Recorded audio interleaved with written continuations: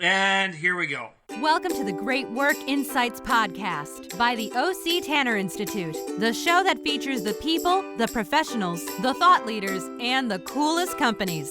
And now your host, the man navigating the discussion about the culture, the organized chaos, and the best practices that compel great work, Todd Nordstrom. I had a moment a few weeks ago where I was working on a chapter of a book, and honestly, I was struggling. No matter how much I wrote and rewrote about a specific topic in a specific paragraph, it didn't seem to flow correctly on the page. But then something happened. I asked myself a question that I've been asking myself throughout my entire writing career. The question was, what would Mrs. Fortner say about this paragraph? Okay, so most of you don't know Mrs. Fortner, but she was my high school English teacher. Mrs. Fortner was a woman that pushed my talent, made me stretch, and always knew when I was taking shortcuts with writing. But she was also a woman that she smirked at me. It was a special little smirk that let me know when I had written something great, or she would even wink at me when I had broken the rules of writing and broken them in the right way. After all these years and all of the books and all of the articles I've written, a few weeks ago I realized Mrs. Fortner doesn't realize how much she's impacted my life, my career, and countless paragraphs that ironically she's never read. Immediately I thought about how Mrs. Fortner recognized my talent, but I never told her how much I appreciated hers of being a teacher. Of course, I reached out and told Mrs. Fortner through Facebook, and it was a great feeling, and we shared some great memories. But let me ask you a question. Who's your Mrs. Fortner? Who's that person that recognized something in you that changed the way and who you are today? Have you told them how much they are appreciated? My guest today has an interesting story about appreciation, a moment of appreciation that inspired his career and continues to inspire not only school children everywhere, but an entire profession that often doesn't get the recognition it deserves. Please welcome to the show Jarrett Krosoczka, author, illustrator, and graphic novelist of the award-winning Lunch Lady series. Jarrett, thank you for being on the show. Well, thanks so much for having me. Did I pronounce your last name correctly? I just want to make sure. You were close. Krosoczka. Yeah, you were. I no matter how many times one practices saying Krosoczka, when it comes time to actually say it in front of an audience, you get a little second guessing there. But you did a great job, Todd. Great, Jarrett. Before we talk about the Lunch Lady series of graphic novels that you've written, I want to talk to you about your career for a second. You've written and illustrated a ton of books, and you've also racked up a long list of awards that's actually far too long for us to go into on the show. And your books have been recommended by many of the world's top media outlets, like Newsweek, USA Today, Wall Street Journal, and the New York Times. Tell us a little bit about what you write. Sure. I write and illustrate books for young readers. And sometimes that can be a picture book that would be more towards kids possibly 0 to preschool aged or early elementary, which would be, say, 5 to 8-year-olds. And sometimes I write and illustrate graphic novels. And sometimes I write and illustrate heavily illustrated novels. And, there's Punk Farm, which is about a bunch of farm animals who play punk music when the farmer goes to bed. There's Platypus Police Squad, which is the chapter book series about these two cops, one the grizzled old vet, one the hotshot young rookie, and they're, of course, platypuses. So they're goofy and strange and humorous, and oftentimes there's adventure and action involved as well. It's great stuff. I've been through your website many times, and you're obviously highly talented. I want to go back to when you were a kid. Do you remember one of those first people, or my Mrs. Fortner to you, the first times you felt recognized for your talent? I absolutely do. So 4th grade, I'm in Mrs. Beatty's art class at 8th Lane Elementary School in Worcester, Massachusetts, and I am trying to paint a picture of Snoopy. And I spilled paint in a spot where I didn't mean to, and I was devastated. And I thought that this painting was just destroyed and ruined and wrecked, and I wanted to throw it away. But Mrs. Beatty encouraged me to use that paint as an opportunity to make something that I might not otherwise make. So I camouflaged this spilled paint by surrounding Snoopy with all of these bright colors in a sort of an abstract manner. And then Mrs. Beatty, she put that piece in a student exhibition at the Worcester Art Museum. So fourth grade, I got to walk into the gallery and see my work hanging up on the pristine white gallery wall. And it was a piece that I was just about to throw away, and it was so validating for me to see my work up on the wall with a little tag underneath the work with my name on it. That's awesome. Awesome. Okay, so let's talk about fish stick nunchucks and lunch ladies fighting cyborgs. You and I haven't met each other personally, but I have seen your TED Talks. I've been through your websites, and I want you to share the story about when that you gave in your TED Talk, the story about when you returned to your former elementary school to talk to students about becoming a writer and an illustrator. Sure. In the fall of 2001, my first book had just been published, a picture book called Goodnight Monkey Boy. And as part of the celebration of the book's release, I went back to my old elementary school. There I was back in the building and setting up in the cafetorium, which of course is a half cafeteria, half auditorium, and setting up my slide projector, like, a legit old slide projector with a carousel on the slides. And Nice. I looked across the room and I saw Jeannie, who was my childhood lunch lady, preparing the meals for the day. And I was really taken aback. I mean, I hadn't seen her in several years. And she was still there toiling away, making sure every kid was fed. So I approached her and to say hello. And she looked at me, and I could tell, as she looked at me, that she recognized me, but she couldn't quite place my name. And then she mistook me for my uncle, who was 20 years older than I am, and she'd been his lunch lady when he was a kid. And in our conversation, I learned that she had grandchildren. She had grandchildren that she was very proud of.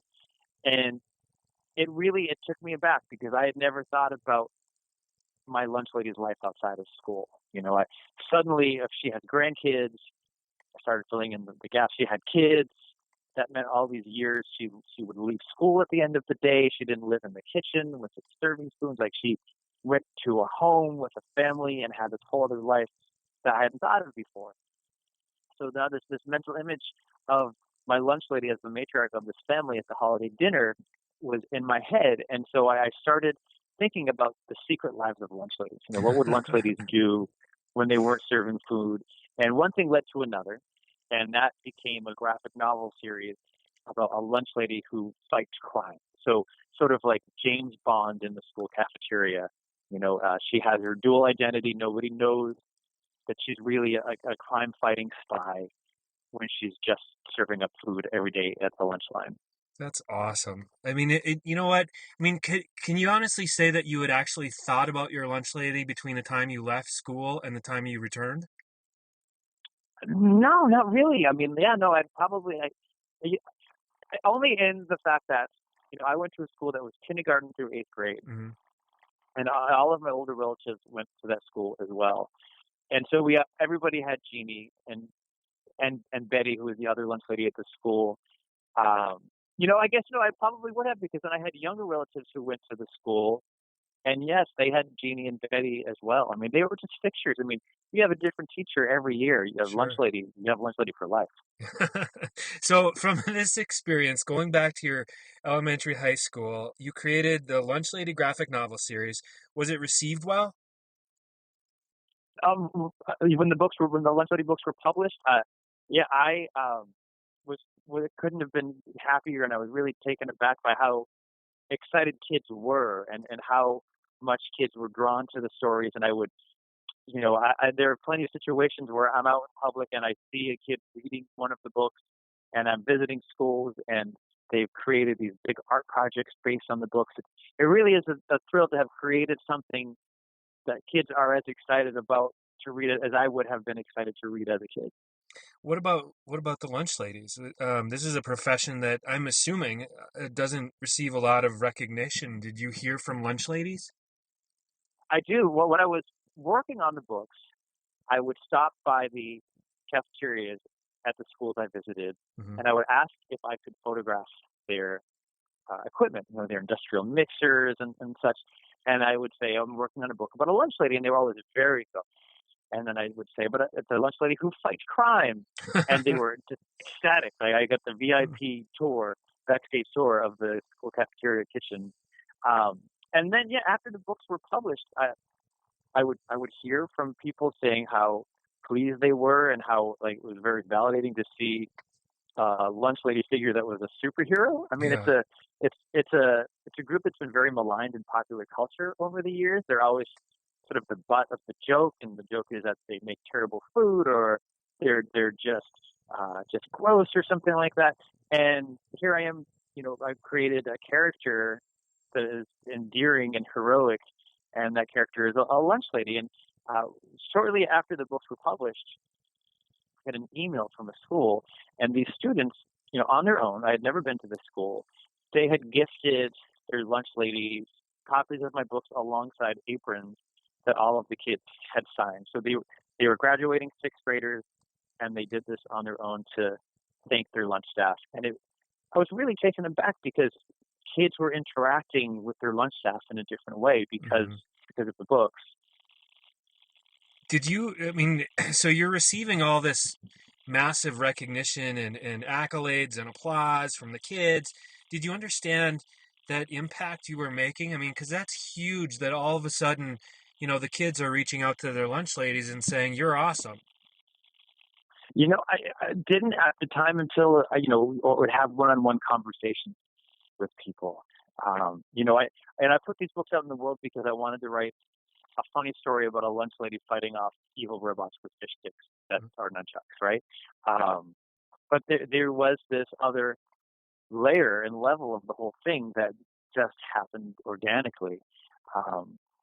And when the books were first published, I invited Jeannie and Betty to attend the celebration we had at the Worcester Public Library, and I had made them little drawings of the characters and framed them, and I called them up in front of everybody in the audience, and I gave them a painting, and I gave them copies of the books, and they got this huge round of applause from a room that was just packed with various people that they had fed over the years, generations of former students. Yeah. And Jeannie was signing books that night too, as signing as Jeannie Periglia, the lunch lady. Oh, wow. And I would catch these stories that someone would come up to me and said, "Oh, I was at this function and I made your old lunch lady because she was telling everybody that she was the inspiration for the series." And she passed away a couple years after that event at the library, and I attended her wake, and nothing could have prepared me for what I saw at her wake, because next to her casket was this drawing I'd made and gave to her at the library. Wow. And her family said, "You don't understand how important that was to her." And her widow said to me, he said, you validated her life's work, by giving her that recognition. And I was so taken aback by that. By the time, and it was about an hour's drive home for me. And in that hour's drive home, my mind was just racing, and I'm thinking about this big emotional experience and what that gratitude did for Jeannie in her life. And I was thinking of all of the capital I was gaining with these young readers who were really enjoying the books, which is what led me to create School Lunch Hero Day, like a national celebration where kids would make some kind of creative art project to thank the staff working in their school, in their school cafeteria. Wow. Talk about that day a little bit more. What does that consist of? So the very first year that we celebrated on Jeannie's birthday, which was in the beginning of May. You're choking me up. That's well, awesome. I had her math card, and I hung it on the wall in my art studio, and I kept thinking about all of the stuff that was swirling around, and I thought, well, that would be a really good day to celebrate lunchtime at the end of the school year. You're getting closer towards summer. And that first year, I wasn't exactly sure how it would go. I partnered with the School Nutrition Association, which is a group that represents school nutrition professionals across the country, and they offer training and education and advocacy. and they got behind it. But of course, I wanted to make sure people were celebrating the lunch staff. Otherwise, I didn't want it to be in a situation where like, hey, it's your birthday. Why don't you plan the party for your birthday? Yeah. So I have this amazingly dedicated group of educators that I'm in touch with on social media. And there's this group called the Nerdy Book Club. And it has hashtag Nerdy Book Club. And I knew that if I could get that group excited about this program where it celebrates reading, it celebrates art, it creates a great sense of good citizenship by expressing your gratitude. And they get behind it in a really big way. And while at schoollunchheroday.com, we offer downloads where you can download little thank you cards that kind of feel like those Valentine's Day cards you got as a kid. So there's a card that says, you're apple saucy, happy School Lunch Hero Day sort of stuff. But I knew that kids would come up with really creative projects. And this one student, he made a thank you card, and it was a hamburger, and every layer of the hamburger was made with a different piece of colored construction paper. Another class got a takeout pizza box, and with construction paper made a giant, paper pizza, and every student signed a different pepperoni, and they presented the lunch staff with that. I mean, kids have written songs, they've performed dances, they've rapped for their lunch ladies, and it just took off, and it took off because people really love and appreciate the work that's being done for the students in the cafeteria. If those kids, if their bellies weren't full, there's no way they'd be learning in the classrooms. Yeah. And I have since heard from, various lunch staff members that one woman said that she said before School Lunch Hero Day, she thought they were at the end of the universe, that nobody paid any mind, that nobody cared, and it was really moving for them. And it was moving for the educators who celebrated and initiated School Lunch Hero Day programs at their school, talked about how emotional it was, and people, they got very teary. And one of the most powerful stories is a woman said to me that for the first time, she had sixth graders who were addressing her by name in the lunch line. Wow. So all of those years before that, they would not even address her by name. They might not have even known her name, but because there was a big poster of her in the foyer with her name, Miss Bonnie was right underneath the poster, the students were finally paying her the respect that she deserved. Wow. That's an awesome story. I mean, it's just such an awesome story of appreciation and recognition of people who truly deserve it. Being a research guy, do you have any idea how many kids get school lunch every day? I do. So because I'm working with the School Nutrition Association, they are able to give me all of the information that goes into what exactly is done in every cafeteria. So I have some data here that's from the USDA from 2013, and 30.7 million students participate in lunch on an average day. That equals to 5.097 billion lunches are made for our kids every single year. And on top of that, 13.19 million students participate in breakfast on an average day. Wow. Important people that deserve to be recognized. Yeah. And on top of all of that, they have to know which kid has which allergy. I know. They also, they know every student. And in many cases, that, lunch lady or lunch guy is the first smile a child gets that day. Because they might not have gotten a smile and a hug at home, but if they're going to breakfast, they're getting that smile or hug or high five when they get to school. The school nutrition professionals, they know every kid. So when a kid is coming through their lunch line and something's a bit off about that kid, they report that to the school guidance counselor so they can do some further investigating on what the problem might be. That's massive. You know what? I'm just such a fan of your work. It's so cool what you've done here and doing what you love, to do it. What are you working on now? What's next for you? Well, I have a series of comic anthologies called Comic Squad, which I work with some colleagues of mine, Matt and Jenny Holm, who create the Baby Mouse and Squish graphic novels for kids. And we just gather up a bunch of our cartoonist friends to make little short comics based on a theme. So Comic Squad Lunch is coming out in January, and my contribution to Comic Squad will be a little mini lunch lady story. I'm working on the 4th Platypus Police Squad book. It's called Never Say Narwhal. And my latest picture book that just came out a couple months ago is called It's Tough to Lose Your Balloon. I promise not to say narwhal. Jarrett, if people want to learn more about you, your books, where can we find you? Where can people find out more about you? StudioJJK.com. And that's only because Krosoczka.com was already taken. I couldn't get that. No, because no one would ever be able to find it. And so StudioJJK.com and Studio JJK on virtually every social media platform. Wow. You know what? It's just awesome work, Jarrett.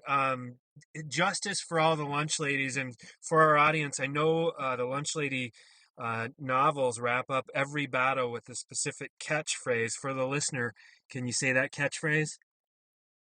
Justice is served. Thanks, man. Feeling inspired, motivated, encouraged? We want to hear from you. Rate, review, and subscribe to our podcast on iTunes. And be sure to visit octanner.com for more podcasts and how you can inject great work and employee recognition into your organization. Now go out and make a difference within your organization.